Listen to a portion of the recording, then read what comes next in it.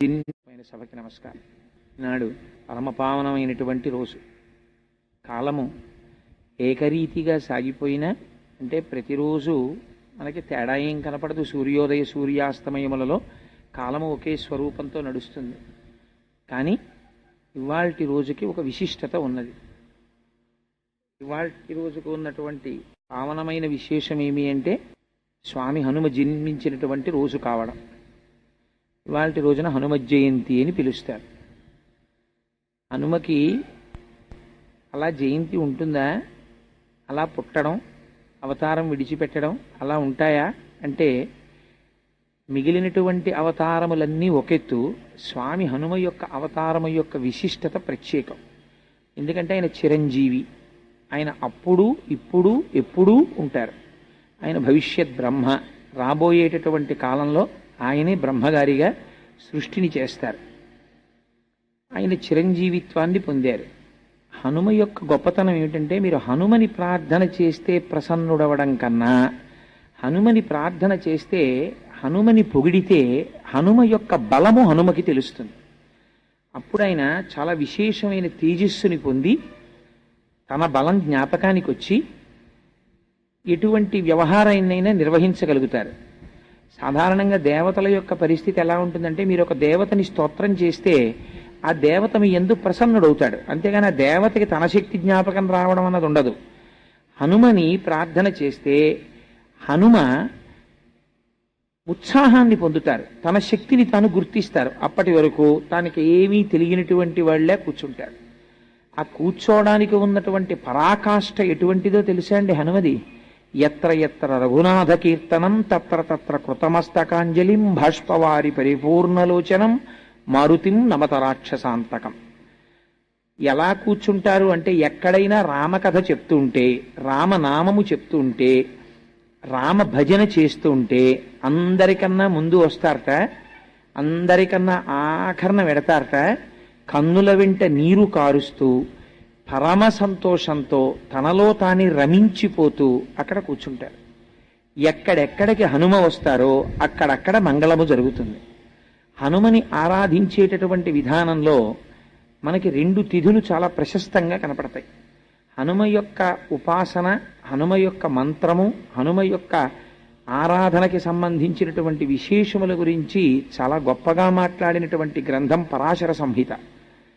ఆ పరాశర సంహితలో హనుమ యొక్క విశేషాల్ని చాలా వైభవంగా వర్ణించారు.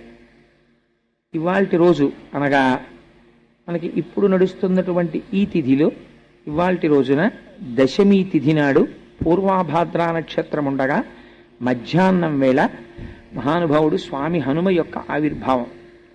కానీ గమ్మత్తు ఏమిటంటే శాస్త్రంలో ఏమన్నారంటే ఒక్కొక్కసారి నువ్వు నక్షత్రమును చూడవలసిన అవసరం లేదు అన్నారు. ఈ నెలలో మనకి వైశాఖ మాసంలో వచ్చేటటువంటి కృష్ణపక్షంలో బహుళ దశమి నాడు మధ్యాహ్నం వేళ ఒకవేళ ఏ కారణం చేతనైనా ఉత్తరాభాద్రా నక్షత్రం కలవకపోయినా సరే హనుమ జయంతిని మాత్రం చేసేస్తారు. సాధారణంగా ఒక విషయాన్ని పెద్దలు అంటూ ఉంటారు ఫలానా రోజు అని. కానీ మీకు ఒక సత్యాన్ని నేను ఇవాళ విజ్ఞాపన చేస్తున్నాను. రామాయణంలో ఎక్కడ అసలు వారముల గురించి మాట్లాడలేదు. మీరు కావాలంటే ఎక్కడైనా రామాయణం అంతా సంపూర్ణంగా చదివిన వాళ్ళకి దాని గురించి అవగాహన ఉంటుంది. రామాయణంలో వాల్మీకి మహర్షి వారముల యొక్క పేర్ల గురించి ఎక్కడా మాట్లాడలేదు. ఆదివారం, సోమవారం, మంగళవారం, బుధవారం అలా మాట్లాడలేదు. కేవలము తిథులు మాట్లాడారు, నక్షత్రములు మాట్లాడారు అంతే. మాసములు చెప్తారు. మాసములో వచ్చేటటువంటి కృష్ణపక్షమా శుక్లపక్షమా చెప్తారు. అందులో తిథి చెప్తారు. ఒక్కొక్కచో నక్షత్రములు ప్రస్తావన చేస్తారు తప్ప అది అసలు ఆదివారం, సోమవారం, మంగళవారం అనేటటువంటి ప్రస్తావన చెయ్యరు. ఎందుకని అంటే బహుశా త్రేతాయుగంలో వారములనేటటువంటిది కాలమును గణన చేయడంలో వినియోగింపబడలేదు. నెల, తిథి, నక్షత్రము అంతవరకే మాట్లాడతారు. అందుకే మీకు రామాయణం మొత్తం మీద ఎక్కడ వాల్మీకి మహర్షి నోటి వెంట ఫలానా రోజు ఫలానా వారము అన్న పేరు మీకు ఏ శ్లోకంలో కనపడదు. హనుమ జయంతికి సంబంధించి కూడా ప్రమాణం ఏం చెప్తారంటే వైశాఖ మాసంలో కృష్ణపక్షంలో ఏనాడైతే దశమి తిథి వస్తుందో ఆ దశమి తిథి నాడు పూర్వాభాద్రా నక్షత్రము ఉంటే ప్రశస్తం, పూర్వాభాద్ర నక్షత్రం లేకపోయినా నువ్వు దాని గురించి విచారించవలసిన అవసరం లేదు. దశమి తిథి నాడు హనుమత్ జయంతి చేయవచ్చు. అయితే హనుమత్ జయంతి చేయడానికి యథార్థానికి ఒక ప్రధానమైన లక్షణం చెప్పారు. హనుమత్ జయంతి చేసేటప్పుడు పరివారముతో కూడినటువంటి హనుమని పూజ చెయ్యాలి. పరివార సహిత అంటే మనం ఏమనుకుంటామంటే సీతారామచంద్రమూర్తి యొక్క పాదార విందముల యందు కూర్చున్నటువంటి హనుమ అనుకుంటాం. అలా కాదు. ఆయనకి సుషేనుడు అని ఒక వానరము ఛత్రము పడతాడు. ఆ సుషేనుడు ఛత్రము పట్టినటువంటి మూర్తిని మీరు మంత్రము చేత ఆవాహన చెయ్యాలి హనుమత్ జయంతి నాడు. అలాగే మైందుడు ద్వివిధుడు అని ఇద్దరు ఉంటారు. ఆ మైంద ద్వివిధులిద్దరూ కూడా ఆయనకి రెండు పక్కల నిలబడి చామరం వేస్తూ ఉంటారు. ఆయన ముందు జాంబవంతుడు నడిచి వెడుతుంటాడు. వెడుతూ మంచి మాటలు చెప్తూ ఉంటాడు. ఈ పని చెయ్యవచ్చు, ఈ పని చెయ్యకూడదు అని పెద్దవాడైనటువంటి జాంబవంతుడు ముందు నడుస్తున్నట్లు ఆయన వెనకాతల మిగిలినటువంటి వానరముల యొక్క పేర్లు చాలా పేర్లు విజ్ఞాపన చేస్తారు. ఇటువంటి పరివారం ఏది ఉన్నదో అటువంటి పరివారముతో కూడినటువంటి హనుమకి ఇవాళ అర్చన చేస్తున్నాము అంటారు. శాస్త్రమునందు హనుమకి వివాహం అయింది. ఆయన్ని సువర్చలా సమేత హనుమ అని పిలుస్తారు. సువర్చలా సమేతుడైనటువంటి హనుమకి కళ్యాణం చేయడం కూడా శాస్త్రంలో అంగీకరించారు. ఎందుచేత అంటే గృహస్థాశ్రమంలో ప్రవేశించలేదనుకోండి, పెద్దలైనటువంటి వారు తరించరు. శాస్త్రంలో స్వామి హనుమకి ప్రవర ఉన్నది. ఆయన తండ్రి గారు కేసరి. అలాగే వారి తాతగారి పేరు ముత్తాతగారి పేరు కూడా కళ్యాణంలో చెప్తారు. చెప్పినప్పుడు హేమగర్భుడు అని వాళ్ళ ముత్తాతగారి పేరు. అందుచేత వాళ్ళు తరించాలి అంటే ఒక తండ్రి కడుపున పుట్టినటువంటి పిల్లవాడు సన్యసించడానికి నియమం చెప్పారు. సరే, ఇప్పుడు నేను ఆ సన్యాస నియమం గురించి మాట్లాడను. కానీ వివాహం చేసుకోకుండా ఉండిపోయాడు అనుకోండి ఎవరైనా, అలా ఉండిపోతే ఏమవుతుంది అన్నారు. ఒక తండ్రి కడుపున పుట్టినటువంటి పిల్లవాడు వివాహం చేసుకోకుండా ఉండిపోతే తల్లిదండ్రుల యొక్క శరీరములు పడిపోయిన తరువాత, అనగా వారు దేహమును చాలించిన తరువాత వారి శరీరాలని చెట్లకి తిప్పి కట్టేస్తారు. ఎందుచేత అంటే నువ్వు వివాహం చేసుకోనటువంటి సంస్కార భ్రష్టుడైన కుమారుణ్ణి కన్నావు కనుక అని. అందుకని పిల్లలు వివాహం చేసుకోకుండా ఉండకూడదు, వివాహం చేసుకుని తీరాలి. అలా చెయ్యడం తల్లిదండ్రుల యొక్క ప్రధానమైన బాధ్యత. నవవ్యాకరణ పండితుడు మహాబుద్ధిమంతుడైనటువంటి హనుమ వివాహం చేసుకోకుండా అటు సన్యాసము తీసుకోకుండా ఉండరు కదా. మీకు అందుకే భారతీయ సాంప్రదాయంలో ఋషులందరూ వివాహం చేసుకుని ఉంటారు. వశిష్ఠ మహర్షిని చూడండి, వివాహం చేసుకుంటారు. అగస్త్యుణ్ణి చూడండి, లోపాముద్రా సమేత అగస్త్యుడు. ఋషులు గృహస్థాశ్రమంలో ఉంటారు. అలాగే హనుమ కూడా శాస్త్రమునకు సంబంధించినంత వరకు గృహస్థాశ్రమంలో ఉంటారు. కానీ కాపరం చేసినట్టు పిల్లల్ని కన్నట్టు లేదు. ఎందుకంటే వారు బ్రహ్మజ్ఞాని, మహానుభావుడు. అందుచేత సువర్చల అనేటటువంటి స్త్రీని వివాహం చేసుకున్నారు. తర్వాత ఇద్దరూ కూడా యోగమును అనుసంధానం చేశారు. అందుకే ఇప్పటికీ కళ్యాణం చేస్తే సువర్చలా సమేత హనుమకి లేదా సువర్చలని హనుమకి ఇచ్చి కళ్యాణం చేసినటువంటి సందర్భం, కళ్యాణం చేసినటువంటి ఘట్టములు, కళ్యాణోత్సవములు శాస్త్రమునందున్నాయి. హనుమ జయంతి చేయడానికి పెద్దలు ఒక మార్గం చెప్తారు. పరివార సహితమైనటువంటి హనుమని ఆవాహన చెయ్యాలి. అసలు ఇంకా ఒక పచ్చి యథార్థం నేను మాట్లాడవలసి వస్తే, హనుమ జయంతి జీవితంలో ఒక్కలా నువ్వు చేసినట్టయితే నీ వంశమంతా తరించిపోతుందన్నారు. ఎలాగో తెలుసా అండి, హనుమ జయంతి చేసేటప్పుడు హనుమ జయంతి తిథి నాడు గృహస్థు భోజనం చెయ్యకుండా ఉండకూడదు.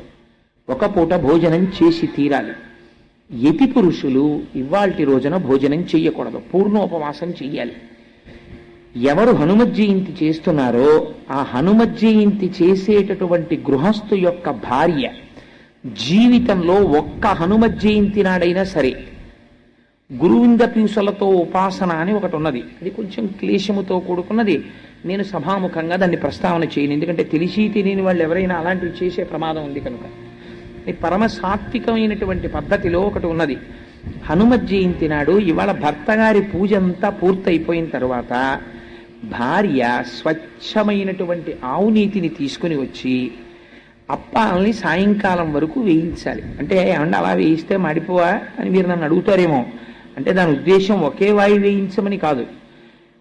అప్పాలని సాయంకాలం వరకు ఎన్ని అప్పాలు చెయ్యగలిగితే అన్ని అప్పాలు. ఇప్పటికీ నాకు కొన్ని కుటుంబాలు తెలుసు, ఒకే గోత్రంతో ఉన్న కుటుంబాల్లో ఉన్నటువంటి తోడికోడళ్ళు అందరూ కలిసి హనుమత్ జయంతి చేస్తారు. ఎంత తేలిగ్గా చేసుకోవచ్చో తెలుసా అండి?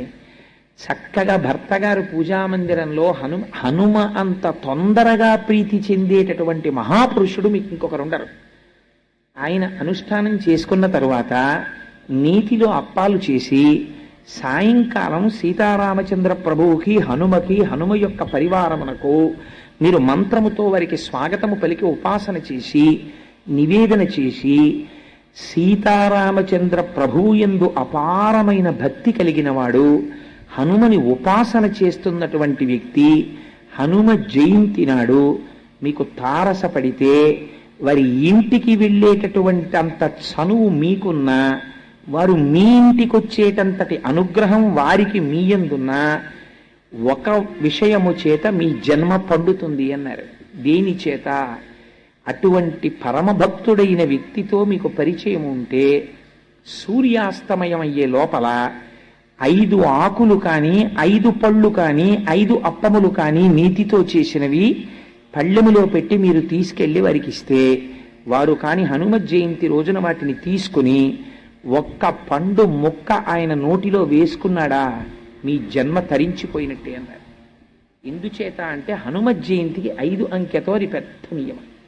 కానీ నేను ఎందుకు ఇవాళ ప్రస్తావన చేస్తున్నానంటే బహుశా మీరే అనుకుంటాను, మీరేనా నన్ను అడిగింది? హనుమత్ జయంతి గురించి హనుమద్ వ్రతం గురించి కొద్దిగా వివరణ చెయ్యండి. హనుమద్వైభవము అన్నాం కదా అని మీరు హనుమ గురించి మళ్ళీ సుందరకాండలోంచో రామాయణంలోంచో చెప్తారేమో. కూర్చోండి. ఒక మంచి ప్రశ్న వేశారు వారు. ఆ రోజు నేను అనుష్ఠానం చేసుకుంటూ ఉండగా వచ్చారు. వస్తే పాపం అయ్యో హనుమ గురించి వచ్చినటువంటి వ్యక్తిని నేను పూజామందిరంలో ఉండగా పంపించకూడదని, పీఠం మించి లేవకూడదని నా భార్య అయ్యా లోపలికి వెళ్ళి పూజామందిరంలోనే వాడికి ఆ శుభలేఖ ఇచ్చి వెళ్ళండి అంటే వారు మందిరంలోకి వచ్చి ఆ రోజున ఆ ప్రశ్న అడిగి వెళ్ళారు. నేను పీఠం మీద కూర్చుని ఉండగా తప్పకుండా అన్నాను కనుక దాని గురించి ప్రస్తావన చెయ్యాలి కనుక చేస్తున్నాను ఇవాళ. లేకపోతే నేను ఈ పూజల గురించి చెప్పడానికి నాకు కొంచెం భయం, ఎందుకంటే దాని గురించి ఇంకా అనుమానాలు చాలా ఎక్కువైపోతాయి. లేకపోతే మా ఇంటికే 5 రకాల పళ్ళు పట్టుకుని వచ్చేస్తారేమో, సూర్యాస్తమయం అయిపోయింది కాబట్టి ఇంకా భయం ఏం లేదు. అయినా నేనంత భక్తుండే ఇంకా అననుకోండి. మీ అందరికన్నా నేనేమన్నా భక్తున్నా? అసలు యథార్థానికి నేను పట్టుకు రావాలి మీ అందరిళ్ళకి 5 పళ్ళు.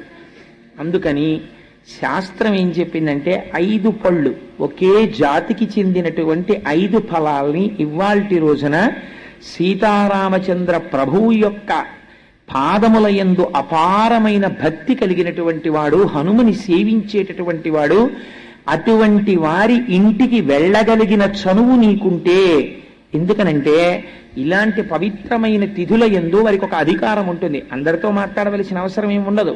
అనుష్ఠానం చేసుకుంటారు, లేకపోతే ఏదో చదువుకుంటారు కాబట్టి వాళ్ళు మాట్లాడడం కుదరదండి. నైమిత్తిక తిథులు అంటారు వీటిని. నిత్యము నైమిత్తికము అని 2 ఉంటాయి. నిత్యము సంధ్యావందనం ప్రతిరోజు చేస్తాడు. నైమిత్తికము అంటే ప్రత్యేక తిథులు. వీటి యందు కొన్ని ప్రత్యేకమైన పనులు ఉంటాయి. అవి చేస్తే జన్మ తరిస్తుంది. అవి సులభ మార్గములు. అందుచేత వారు తీసుకోవాలనేం లేదు. కానీ మీకు అటువంటి చనువు ఉందనుకోండి, చనువు ఉండి మీరు ఇస్తే వారు పుచ్చుకున్నారనుకోండి, పుచ్చుకుని ఆయన ముక్క నోట్లో వేసుకున్నారనుకోండి, మీ జన్మ తరించిపోయినట్టే. ఎందుకని అంటే అది సాక్షాత్తు హనుమ యొక్క స్వీకారమే. వారు తీసుకున్నట్టే లెక్కని చెప్పింది పరాశర సంహిత. నేనేం నా సొంతంగా ఏదో అభూత కల్పనలు చేసి చెప్తున్నాను అనుకోకండి మహాప్రభు. వేదికల మీద నేనటువంటి అబద్ధాలు ఆడను. అంటే దిగిపోయాక చెప్తావా అనకండి. ఎప్పుడూ చెప్పను. ఎప్పుడైనా ప్రారంధం తప్పి చెప్పవలసి వస్తే ఈశ్వరుడును మన్నించుగాక. సరే, అందుచేత 5 అంకె మీద పండు, 5 అంకె మీద ఆకు, 5 అంకె మీద నీతి అప్పములు. కనీసం వచ్చేసారి మీకు ఎవరైనా చక్కగా ఆలయంలో అర్చన చేసేటటువంటి వారు, అటువంటి వాళ్ళు సీతారామచంద్రమూర్తిని నమ్ముకున్న భక్తులకు ఇవ్వండి. ఇస్తే మీరు తరిస్తారు. హనుమత్ జయంతి నాడు ఒక ప్రధాన నియమం ఉంది. మీరు వచ్చే సంవత్సరం మీ దేవాలయంలో హనుమత్ జయంతి చేసేటప్పుడు బాగా జ్ఞాపకం పెట్టుకోండి. హనుమ ఆవాహన ఎక్కడ తొందరగా జరుగుతుందో తెలుసా అండి? అరటి చెట్లు మీరు బాగా కట్టి అరటి గెలలు వంగి ఉండేటట్టుగా అలంకారం చేసి అప్పుడు హనుమత్ జయంతి చెయ్యాలి. నేను ఇవాళ మీరు అడిగారు కాబట్టి ఒక పరమ సత్యం చెప్పేస్తున్నాను. హనుమ తొందరగా ప్రసన్నులైపోవాలంటే ఎక్కడ చేయమని చెప్పిందో తెలుసా అండి పరాశర సంహిత? అరటి తోటలోకి వెళ్ళి హనుమ యంత్రం కానీ హనుమ బొమ్మ కానీ హనుమ అని రాసి కానీ మీరు అక్కడ పెట్టి మీరు కానీ ఆ రోజున ఉపాసన చేశారా అరటి తోటలో, ప్రత్యక్షమైనటువంటి స్వరూపంతో స్వామి వచ్చి తీసుకుని తీరుతారన్న భయం ఇచ్చింది సంహిత. అన్నిటికన్నా ఆయన తొందరగా ప్రీతి దేనివల్ల పొందుతారో తెలుసా అండి? అరటి పండుగ. కదలి పూజ అని ప్రత్యేకమైనటువంటి పూజ ఆయనకి. కేవలం అలంకారంతో ఆయన తృప్తి పడిపోతారు. అరటి గెలలిలా దిగేటట్టుగా అలంకారం చేసి అరటి చెట్లు కట్టి అరిటాకులేసి స్వామి చుట్టూ కూడా లేత అరిటాకులు పరిచి మీరు ఆయనకి బాగా ముగ్గిన అరటిపళ్ళు తీసుకొచ్చి అక్కడ పెట్టారనుకోండి, ఏదో ఒక రూపంతో మీకు ఈ కంటికి కనపడిన రూపంతో రాకపోవచ్చు, మీరు గుర్తు పట్టలేరు, కానీ ఏదో ఒక రూపంతో ఆయన వచ్చి తీసుకుని వెళ్ళి తీరుతారు. నా జీవితంలోనే దృష్టాంతాలున్నాయి. మనమే ఆశ్చర్యపోతాం, ఎలా వచ్చారా అని మీకే అర్థం కాదు. నేను మొన్న ఆఫీసులో ఉండగా నాతో మొన్న ఒక ఆయన వచ్చి ప్రస్తావన చేశాడు. అయ్యా ఏమిటో తెలియదు కానండి, నాకు రామాయణం వింటే ఒళ్ళు పులకరిస్తోంది ఈ మధ్య. రామాయణం పెట్టగానే కోతులు వస్తున్నాయి మా ఇంటికి, నేను ఏమైనా చేయవలసి ఉంటుందా అని మా ఆఫీస్కి వచ్చాడు. పాపం, నీ ఎందు హనుమ అనుగ్రహం కలిగిందయా, రామాయణం ఇలా ప్లే నొక్కగానే వానరములు వస్తున్నాయి అంటే హనుమ అనేక రూపములతో వస్తారు. అందులో ప్రఖ్యాతమైన రూపము వానర రూపము ఒకటి అని పరాశర సంహిత చెప్పింది. అందుచేత తొందరగా ప్రసన్నుడై వస్తే స్వామి వానర రూపంలో వస్తారు. అందుచేత అరిటాకులతో అరటి చెట్లతో అరటి గెలలతో ఆలయమునకు అలంకారం చెయ్యాలి. లేదా హనుమత్ జయంతిని మీరు ఎక్కడ మందిరంలో చేస్తున్నారో అక్కడ అలంకారం చెయ్యాలి. చేసి అరటి పండ్లు తప్పకుండా నివేదన చెయ్యాలి. చేస్తే పరమప్రసన్నుడవుతాడు స్వామి. ఇది హనుమత్ జయంతి అంటారు. ఈ హనుమత్ జయంతి నాడు తప్పకుండా స్వామి హనుమ ఉన్నటువంటి దేవాలయంలో దర్శనం చేసుకోవాలి. హనుమ గురించి తప్పకుండా 4 మాటలు వినాలి. అయితే ఎవరు వినగలరు అన్నారు. ఎవరికి హనుమ యొక్క అనుగ్రహం కలగాలని హనుమ భావిస్తున్నారో వారు మాత్రమే వింటారు. అందరికీ అదృష్టం లభిస్తుందా? ఎవరికి ఆయన అనుగ్రహం కలుగుతుందో వారు మాత్రమే వింటారు. అందరూ వినడం అన్నది ఆయన అనుగ్రహం మీద ఆధారపడి ఉంటుంది. సరే, అందుచేత రెండవది మళ్ళీ తత్తుల్యమైనటువంటి రోజు వేరొకటి ఉన్నది. అది హనుమద్వ్రతము అని చేస్తారు. ఇది వైశాఖ మాసంలో వచ్చేటటువంటి బహుళ దశమి మధ్యాహ్నం స్వామి యొక్క ఆవిర్భావము కనుక హనుమత్ జయంతి. హనుమద్వ్రతం ఎప్పుడు వస్తుంది అంటే మార్గశీర్ష మాసంలో శుక్లపక్షంలో వచ్చేటటువంటి త్రయోదశి నాడు హనుమద్వ్రతం చేస్తారు. హనుమద్వ్రతం ఎందుకు చేస్తారు? సత్యనారాయణ స్వామి వారి వ్రతం చేసినట్టు హనుమద్వ్రతమునకు కూడా కల్పం ఏదైనా ఉందా? కల్పము అంటారు. బాగా జ్ఞాపకం పెట్టుకోండి మీరు ఆ మాట. మీరు ఎప్పుడైనా ఒక కల్పము ఉన్నదనుకోండి, కల్పము ఉంటే అది వైదికము అని గుర్తు. మీకు ఎక్కడో ఆ పద్ధతిని ఋషులు నిర్దేశించారు. ఆ ఋషులు నిర్దేశించిన పద్ధతిలో జరిగిన దానిని కల్పము అంటారు. సత్యనారాయణ స్వామి వారి వ్రతం చేస్తున్నారు అనుకోండి, కల్పోక్త ప్రకారేణ అంటారంటే కల్పము ఎలా చెప్పిందో అలా చెయ్యాలి. దానికి ఒక పద్ధతిని ఋషులు నిర్ణయించి పెట్టారనమాట. అంటే మీకు అది ఖచ్చితంగా ఫలితాన్ని ఇచ్చేస్తుంది. హనుమద్ వ్రతమునకు కూడా కల్పము ఉన్నది. ఆ కల్పము ప్రకారము చెయ్యాలి. అయితే హనుమద్వ్రతము ఎక్కడ చెయ్యాలి అన్నారు. అసలు యథార్థమునకు హనుమద్వ్రతం ఎక్కడ చెయ్యాలో తెలుసా అండి? పంపానది తీరమునందు కూర్చుని మాత్రమే హనుమద్వ్రతమును చెయ్యాలి. వేరొక చోట ఎక్కడ కూర్చుని కూడా హనుమద్వ్రతమును చెయ్యరాదు.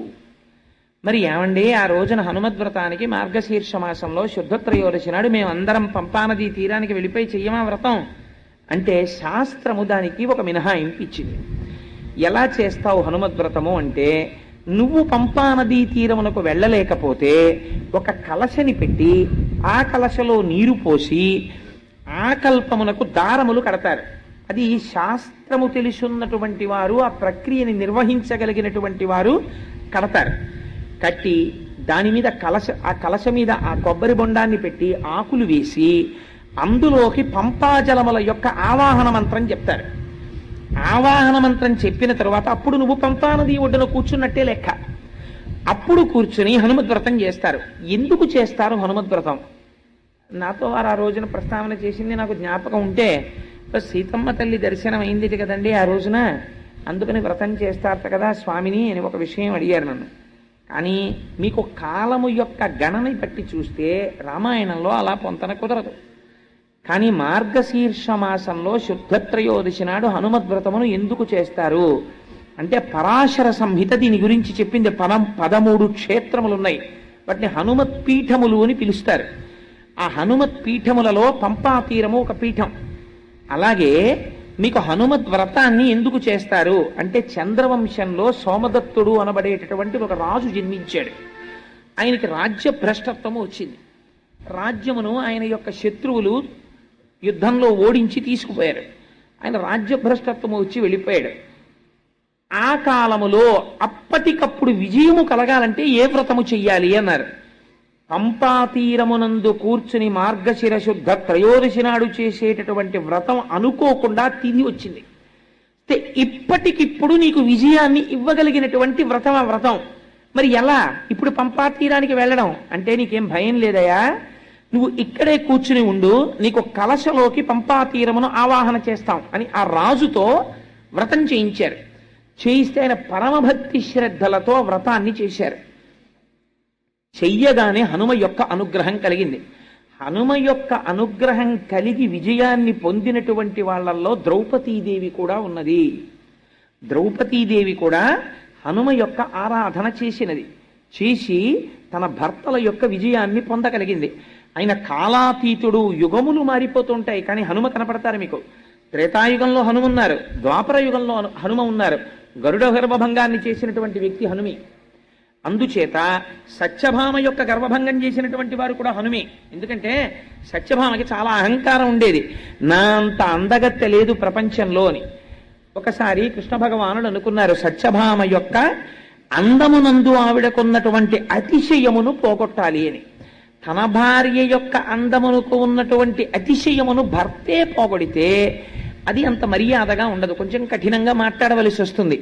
అందుకని కృష్ణ భగవానుడు చతురుడు కనుక ఆయన హనుమతి కబురు చేశారు, హనుమ ఒక్కసారి రావలసినది అని. అంటే హనుమ ఒక విచిత్రమైన స్వరూపం.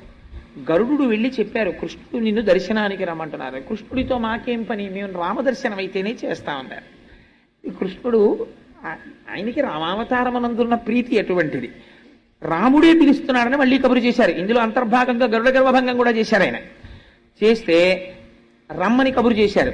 చేస్తే గరుడు అనుకున్నాడు నా అంత వేగంగా హనుమ ఎక్కడెడతారు, పాపం చాలా వృద్ధుడు ఆయన, ఏదో ఆ తోటలో కూర్చునో పండు తింటున్నారు, అందుకని మీరంత వేగంగా వెళ్ళలేరేమో, నా మూపున కూర్చోండి మా స్వామి దర్శనానికి తీసుకెడతానన్నారు.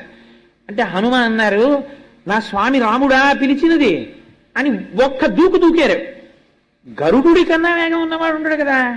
గరుత్మంతుడు ఆశ్చర్యంగా ఇలా చూశారు, వెళ్ళిపోయారు. ఆయన ఎటు వెళ్ళిపోయాడు ఈయనని ఆయన గబగబా వచ్చారు అంతఃపురంలోకి. వచ్చే లోపల జరిగిన విచిత్రం ఏమిటో తెలుసా అండి, సుదర్శనుడు అడ్డొచ్చాడు. అక్కడ సుదర్శన చక్రం అడ్డొచ్చి లోపల రాముడు ఉండడం ఏమిటి, కృష్ణుడు ఉన్నాడు, నువ్వెలా పెడతావు, నా అనుగ్రహం లేకుండా నా అనుమతి లేకుండా వెళ్ళడానికి వీల్లేదన్నాడు. ఈయనెవరు నాకు అడ్డు రావడానికి అని చటుక్కుని చేత్తో పట్టుకుని నోట్లో పెట్టుకుని మింగేశారు. ఆయన మింగేసి లోపలికి వెళ్ళిపోయారు. వెళ్ళిపోయి రామచంద్రమూర్తి పాదముల కృష్ణుడు రాముడిగా దర్శనమిచ్చారు. ఆయనకి దర్శనం ఇవ్వగానే వెళ్ళి రాముడి పాదముల మీద పడిపోయి కన్నీటితో అభిషేకం చేసేశారు. చేసేసి పక్కకి చూశారు, మా అమ్మ సీతమ్మ పాదాలేవని. ఇలా పైకి చూశారు, సత్యభామాదేవి నిలబడింది. స్వామి ఇదేమిటి మీ పక్కన మా అమ్మ కదా ఉండాలి, దాసి ఉన్నదేమి అని అడిగారు. అడిగితే సత్యభామ ఆశ్చర్యపోయింది. ఆశ్చర్యపోతే కృష్ణ భగవానుడు అన్నాడు ఈమె దాసి కాదు, ఈ అవతారమునందు నా పత్ని సత్యభామ, మీ అమ్మ సీతమ్మ రుక్మిణీ అంశతో ఉన్నది అన్నారు. అప్పుడు సత్యభామకు అర్థమైంది. అప్పుడు కృష్ణుడు అన్నారు నువ్వు లోపలికి వచ్చేటప్పుడు హనుమా నిన్నెవరూ అడ్డగించలేదా అన్నారు. అడ్డగించకే స్వామి, మీరు అలా అంటే గుర్తొచ్చింది, ఎవరో సుదర్శన చక్రంట, నువ్వెలా లోపలికి ఎడతావన్నాడు, స్వామి మింగిశాను అడ్డొస్తోందని. ఉండండి మీరు అలా అన్నారు కాబట్టి వదిలేస్తాను బయటికని గభాలను త్రేణుకు త్రేయించి పక్కన పారేశారు. అప్పుడు సుదర్శన చక్రానికి కూడా గర్భభంగం అయింది. అప్పుడు వచ్చాడు గరుత్మంతుడు. హనుమ వచ్చారా ఇతని, రావడం ఏమిటి లోపలికి వెళ్ళి మాట్లాడడం కూడా అయిపోతోందన్నారు. అప్పుడు వచ్చి నిలబడ్డాడు తెల్లబోయి చూసి, గరుత్మంతుడా చూశావా హనుమ వేగం అన్నారు. నన్ను మించిన వేగం లేదనుకునేవండి స్వామి, ఇంతమందికి ఏకకాలమునందు పాఠం చెప్పేశారు. గరుత్మంతుడికి గర్వభంగం అయిపోయింది, సుదర్శనుడికి గర్వభంగం అయిపోయింది, సత్యభామకి గర్వభంగం అయిపోయింది. ద్వాపర యుగం వరకు మహానుభావుడు గర్వభంగము చేస్తూ ఉద్ధరించినటువంటి మహోత్కృష్టమైనటువంటి స్వరూపం హనుమ యొక్క స్వరూపం. ఆనాడు చంద్రవంశంలో ప్రభవించినటువంటి సోమదత్తుడనేటటువంటి రాజు హనుమద్వ్రతమును చేసినటువంటి ఉత్తర క్షణంలో హనుమ యొక్క అనుగ్రహం కలిగి అపారమైనటువంటి సైన్యము అక్కడికక్కడ దొరికింది. అరణ్యంలో ఉన్న భిలులందరూ తోడొచ్చారు. తన రాజ్యాన్ని తాను పొందాడు. ఇలా వ్రతం చేశాడు. సాయంకాలానికి మూర్ధాభిషిక్తుడైపోయాడు. ఆనాటి నుంచి చంద్రవంశ ప్రభు అయినటువంటి సోమదత్తుడు చేసి ఫలితమును పొందినటువంటి మహోత్కృష్టమైనటువంటి వ్రతము కనుక ఇప్పటికీ మార్గశీర్ష మాసంలో శుద్ధ త్రయోదశి తిథి నాడు హనుమద్ వ్రతమును చేస్తారు. వ్రతము చేయడమెంతో వ్రతము యొక్క ప్రసాదమును స్వీకరించడము అంతే. ఇవాల్టి రోజున ప్రసాద వితరణ చేయకుండా ఉండకూడదు. మీరు చేశారనుకుంటే నన్ను ప్రసాదానికి ఏర్పాట్లు. అందుకని సభ అయిన తర్వాత అందరూ ప్రసాదం తీసుకోండి. అందుచేత అందరూ ప్రసాదం తీసుకోండి. వ్రతము చేయడము ఒకటి, ప్రసాదమును తీసుకోవడము ఒకటి కాదు, రెండూ సమానమే. మీరు ఇవాళ ప్రసాదం కళ్ళకద్దుకుని నోట్లో వేసుకున్నారనుకోండి, హనుమత్ జయంతిని మీరు పరిపూర్ణముగా చేసినటువంటి ఫలితము ఏది ఉంటుందో ఆ ఫలితము మీకు వచ్చేస్తుంది. అందుకే ప్రసాదం తీసుకోండి, ప్రసాదం తీసుకోండి అంటారు. అది సత్యనారాయణ స్వామి వారి వ్రత కథలలో రావడానికి రహస్యం అదే. అందుకే 5 అధ్యాయాలుగా కథ చెప్తారు. రేపు ఎలాగో అదేమి ఊరు కందికుప్పలో ఉంది. కందికుప్పలో సత్యనారాయణ స్వామి వారి కథ ఎందుకు చెప్తారు, 5 అధ్యాయాలు ఎందుకు చెప్తారు, ఎందుకు ఆయనకి మీసాలు ఉంటాయి, ఎందుకు అసలు సత్యనారాయణ వ్రతం చేస్తారు, ఈ విషయాల మీద కందికుప్పలో మాట్లాడబోతున్నాం. సరే, అది ఇక్కడ చెప్పడం, ఇది అక్కడ చెప్పడం ఎందుకు వచ్చిన అల్లరి. అందుకని ఇక్కడ హనుమ గురించి చెప్పమన్నారు, హనుమ గురించి చెప్తాను. అందుచేత హనుమద్ వ్రతము చేసినా హనుమత్ జయంతి చేసినా ఆ ఫలితమును పొందడానికి మీరైనా కూర్చుని చేసుకోవాలి. లేదా సులభమేది, కనీసము ప్రసాదమును కన్నుల కద్దుకుని మహాభక్తితో స్వీకరిస్తే మీరు ఆ వ్రతమును చేసినటువంటి ఫలితమును అంతటినీ మీరు పొందుతారు. అందుకే పెద్దలు ప్రసాద వితరణం చేస్తారు. సరే, అందుచేత అది హనుమద్వ్రతము, ఇది హనుమత్ జయంతి. ఈ రెండింటినీ పరమ భక్తి శ్రద్ధలతో ఆచరిస్తారు హనుమయందు. హనుమకి ఒక విశేషమైనటువంటి శక్తి ఉంది. మీకు దేవతా స్వరూపాల్లో 2 స్వరూపాలకే సింధూరముతో అర్చన. మిగిలినటువంటి దేవతల ఎవ్వరికీ కూడా సింధూరముతో అర్చన లేదు. సింధూరమును ఎవరు ధరించాలి అని అడిగారు. అడిగితే ఒక్క స్త్రీ మాత్రమే ధరిస్తుంది. అది కూడా ఎవరు? సువాసినులైనటువంటి స్త్రీలు. వివాహమై భర్త కలిగినటువంటి స్త్రీలు, 5వ తనం ఉన్న వాళ్ళు ఎవరున్నారో వాళ్ళు తప్పకుండా పక్కపాపిళ్ళు అవి తీయమని శాస్త్రంలో చెప్పలేదు. మధ్యపాపట తీసి, అదేమిటంటే అలా కూడా చెప్పారా అని మీరు అనుమానపడతారేమో. కోటేశ్వరారు అబద్ధాలు చెప్పారంటే మీరు వ్యాఖ్యానం చదువుకోండి. దీర్ఘమైన మధ్యపాపిడి తీసి పాపట యొక్క ప్రారంభమునందు సింధూరముతో అలంకారము చేసి తీరాలి. అలా చేస్తే ఏమవుతుంది? భర్తకి ఆయుర్దాయం పెరుగుతుంది.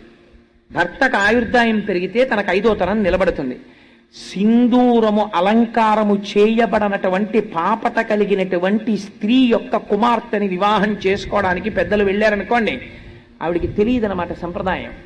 కాబట్టి ముందు ఆవిడికి నేర్పాలి. అయ్యా, మీ భార్య గారిని సింధూరం పెట్టుకోవడం నేర్చుకోమనండి అని చెప్పి అప్పుడు వాళ్ళ అమ్మాయిని మీ ఇంటికి తెచ్చుకోవాలి కోడలిగా. లేకపోతే ఆవిడే పెట్టుకుంది, ఈ పిల్ల ఎందుకు పెట్టుకుంటుంది? ఆయనేమో రేపు పొద్దున నీ కొడుకు తాళి కట్టబోతున్నాడు, మాంగళ్యం తంతునానేనా మమ జీవన హేతునా అంటున్నాడు. నా జీవితమునకు హేతువు కంఠే పద్మామి శుభగేతం జీవ శరదాంశతం. నా జీవితమునకు హేతువు నీ కంఠమునందు కడుతున్నానంటున్నాడు. ఆ సూత్రం ఎంతకాలం ఉంటుందో అంతకాలం ఆయన ఉన్నాడని గుర్తు. ఈ సూత్రం ఉంటుంది అని నమ్మకమేమి? స్నానము చెయ్యగానే ముందు సింధూరం తీసుకుని పాపటలో పెట్టుకుంటారు. కాబట్టి ఎవరి యందు సింధూరము అలంకారము? స్త్రీ, సువాసిని స్త్రీ యందు పాపట యందు అలంకారం. దేవతా స్వరూపాల్లో మీకు ఇంకా ఏ దేవతకి కూడా సింధూరార్చన లేదు. ఇద్దరికే చేస్తారు సింధూరంతో అలంకారం. ఎవరికో తెలుసా అండి? మొట్టమొదటి వారు గణపతి, ఆయనకి చేస్తారు. అందుకే ప్రాతస్మరామి గణనాథ మనాథ బంధుం సింధూర పూర్వ పరిశోభిత గండ యుగ్మం బుద్దండ విఘ్న పరిఖండ నచండ దండ ఆఖండలాది సురనాయక బృందవంద్యం అని పిలుస్తారు ఆయన్ని. సింధూరం తీసుకెళ్లి అసలు వినాయక చవితి నాడు సింధూరార్చన చెయ్యకుండా విఘ్నేశ్వర పూజ చేయడం భ్రష్టత్వం. అలా చేయకూడదు. తప్పకుండా సింధూరం దగ్గర పెట్టుకుని గణపతి యొక్క గండస్థలమునకు రాయాలి. రాస్తే ఆయన పరమ ప్రసన్నుడవుతాడు. 2వ వారు ఎవరో తెలుసా అండి? హనుమ. హనుమైతే ఎంత సింధూరం రాసుకుంటారో తెలుసా? ఒంటికి తైలం రాసుకుని తైలం మీద సింధూరం రాసేసుకుంటాడు. ఎందుకు ఆయనకి అంత ఇష్టం సింధూరం అని అడిగారు. ఆయనకి ఇష్టం కాదుట. ఒకనాడు సీతమ్మ తల్లి స్నానం చేసి పాపట సింధూరం పెట్టుకుంటుంటే స్వామి హనుమకి ఎప్పుడు ఆ సీతారాముల దగ్గర తల్లిదండ్రులు ఆయన హనుమద్ రామాయణము అని ఆయన రామాయణం రాసుకున్నారు. మనకి వాల్మీకి రామాయణంలో వానరోహం మహాభాగే రాము అని అదేంటి ఆ ఉంగరం తీసుకొచ్చానమ్మా అన్నటువంటి శ్లోకం ఉంటుంది. వానరోహం మహాభాగే దూతో రామస్య ధీమత రామనామాంకితం చేదం పశ్యదే వ్యంగుళీయకం ప్రత్యయార్థం తవానీతం తేన దత్తం మహాత్మన సమాస్విషి భద్రం తే క్షీణ దుఃఖ పలాహ్యసి అని ఉంగరం ఇస్తారు. హనుమ రాసుకున్నారు రామాయణం, హనుమద్ రామాయణం అంటారు దాన్ని. హనుమ రాసుకున్న రామాయణంలో ఏమని రాశారో తెలుసా అండి? సువర్ణం సువర్ణం సువర్ణం సువర్ణస్య అంగుళీయకం అని రాశారు. 3 మాటలు ఇది బంగారము బంగారము బంగారము అని చెప్పి నేను అమ్మకిచ్చానని రాసుకున్నారు. అలా ఎందుకు చెప్పాను అన్నదానికి వ్యాఖ్యానం చేశారు తర్వాత పెద్దలు. ఎందుకు అలా 3 మాటలు బంగారము బంగారము బంగారం అన్నారు హనుమ అన్నదానికి. సరే, అందుచేత హనుమద్ రామాయణంలో ఒక మాట రాశారు. సీతమ్మ తల్లిని మొట్టమొదటిసారి నేను దర్శనము చేసినప్పుడు అమ్మ నన్ను చూసినప్పుడు ఆ చూపు ఎట్లా ఉందో తెలుసా? చాలా సంవత్సరములు తల్లిని విడిచిపెట్టి కొడుకు ఏ దూరదేశములకో ఉద్యోగరీత్యానో విద్యార్జన రీత్యానో వెళ్ళిపోతే ఆ కుమారుడు మళ్ళీ తిరిగి వచ్చినప్పుడు మీరు పిల్లవాడి వంక కాదు చూడవలసింది, అమ్మ వంక చూడాలి. అమ్మ ఆ కొడుకు వంక చూసుకుంటున్నప్పుడు చూసేటటువంటి చూపులలో ఎటువంటి ఆర్ద్రత ఉంటుందో, ఇన్నాళ్లకి తిరిగి వచ్చిన కొడుకుని చూసుకున్నటువంటి అమ్మ ఎంత సంతోషంగా చూస్తుందో అంత సంతోషంగా నన్ను సీతమ్మ చూసినది అన్నారు. ఇది గుర్తుకొచ్చి నా గురించి చెప్తున్నావా అనుకున్నారులా ఉంది. స్వామి ఓసారి చూడడానికి ఇడిదిరిగారులా ఉంది. అందుకని హనుమద్ రామాయణంలో స్వామి హనుమ అలా రాసుకున్నారు, సీతమ్మని తల్లి తనని చూడడం. అందుకని జగజ్జనని యొక్క చూపులు తనవేపు చూసేటట్టుగా చూడబడిన మహాత్ముడు స్వామి అంటే. అటువంటి హనుమ, ఆ హనుమ గురించి ఎక్కడ చెప్పుకుంటే అక్కడ పరమప్రసన్నుడవుతారు. ఇలాంటి రోజున ఒక నియమం ఉంటుంది. ఏమిటో తెలుసా అండి? హనుమకి యథార్థమనకు నైమిత్తికము అంటారు ఇవాళ తిథిని. ఇవాళ తిథి నాడు 108 సార్లు స్వామికి ప్రదక్షిణం చెయ్యాలి ఓపికన్న వాళ్ళు. 108 ప్రదక్షిణాలు చేసేటప్పుడు కూడా ఒక నియమం ఉంది.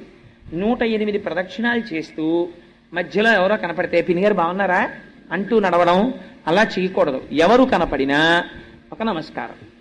అసలు యథార్థమనకు దేవాలయంలో నమస్కారం వేరొకరికి చెయ్యకూడదు. ఆయన ఎంత ప్రాజ్ఞుడవనివ్వండి, చెయ్యకూడదు దేవాలయంలో. దేవాలయంలో ఎవరున్నారో ప్రధానమూర్తి వారికే నమస్కారం. ఒకవేళ వేరొకరు చేసినా వీరేమంటారంటే దేవాలయంలో ఎదురుగుండా ఎవరున్నారో వారికి హనుమత్ పరబ్రహ్మార్పణమస్తు అంటారు తప్ప తాను ఆశీర్వచనం చెయ్యకుండా ఇది దేవతకు చెందుగాక అని పంపించేస్తాడు.